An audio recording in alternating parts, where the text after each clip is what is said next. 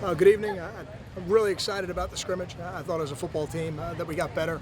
We hit on a lot of different scenarios that could come up in a game. I thought for the most part the players handled them pretty well. We've got a lot of improvement to do before our first game, but I'm really excited about the way this team is trending right now. What are your thoughts on the quarterback play tonight? I thought it was really good. I thought both quarterbacks were very sharp.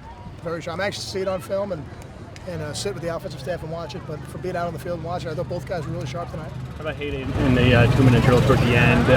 3 for 3 in those 3 plays. I mean, what about that drill? Yeah, those are the situations that when you're effective, you can win football games, and he certainly was effective tonight. So I didn't think it was just that drill. I thought, like I said, I thought both quarterbacks were very sharp tonight.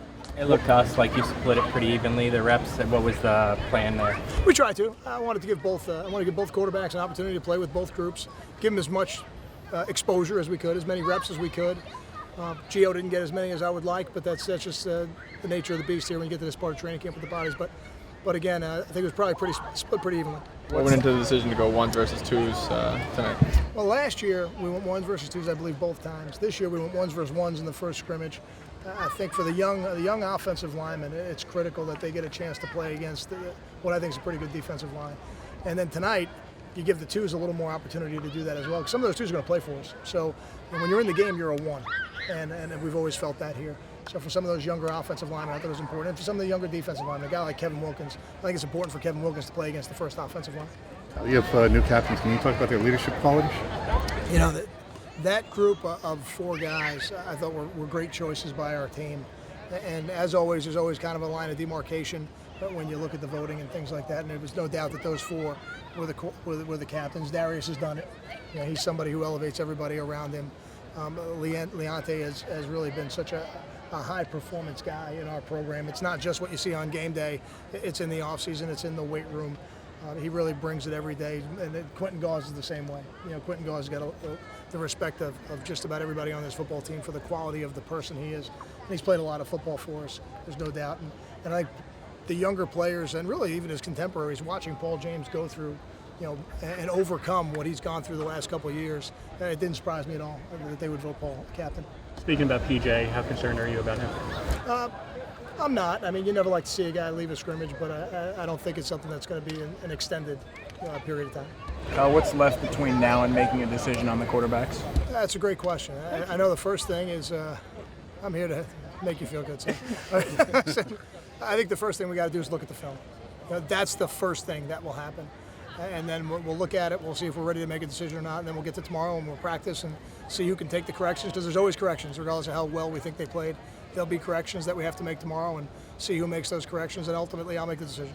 Could it be tomorrow, or I'm sorry. Could it be tomorrow? It could be. It could be. I think we're getting close. There's a minimal amount of time left until I feel like we need to make a decision and start moving forward towards the first game.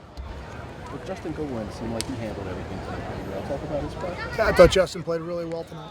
Really, really pleased with how he ran the ball. Pleased with how he protects on third down. He's a versatile guy, a very valuable guy, and with not everybody being 100%, Robert Martin, Josh Hicks not going today, PJ going for a little bit and then leaving. It really fell on his shoulders, and I thought he stepped up and performed very well. When we were talking earlier in the season about the embarrassment of riches at running back, you kept warning us that is this kind of what you had in mind? It is. I mean, we lived it last year. As I've told you, we got to the end of the bowl game with 2 healthy running backs, and that was really the situation we're in. And our backs are going to be back before the first game, so that part is not the issue. But in any particular game, this can happen, and this can come up. And to have a guy like Justin Goodwin who can go in there and perform at a high level, that's what you need. You'd like to have that depth at every position. He looked pretty Yeah, I'll speak just for tonight. Let me do that. I thought he looked pretty good tonight. I thought he was very consistent tonight.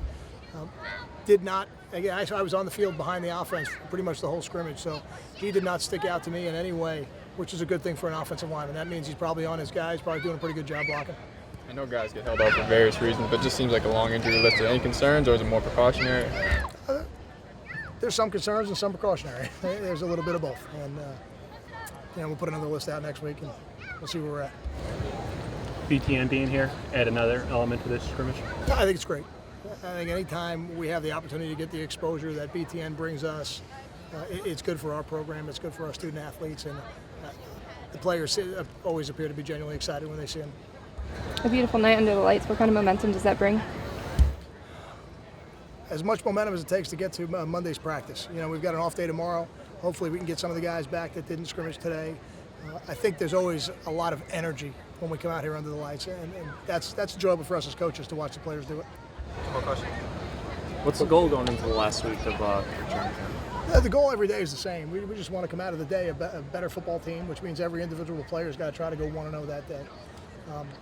You know, in terms of the last week of training camp, it'll be split between continuing to install a couple little things that we haven't gotten in yet, and then ultimately toward the end of the week starting the game plan process. Coach, what did you think of Carter's play tonight after you had to sit a couple running backs? Yeah, I said something to the team about Devin Carter. You know, one of the more unselfish acts we've had on our football team. You know, we had depth issues at running back. We needed him to go back to running back. He'd been playing linebacker. I know Devin would like his role on game day to be bigger, but he's such a quality person and such a team-first person. He made the switch in a second and was a very valuable guy and performed very well tonight. He did a nice job running the football and running it against the ones. And you know, in that 4-minute situation, gets a big first down and allows us to run the clock out. Thanks, guys. Nice job. Thank you.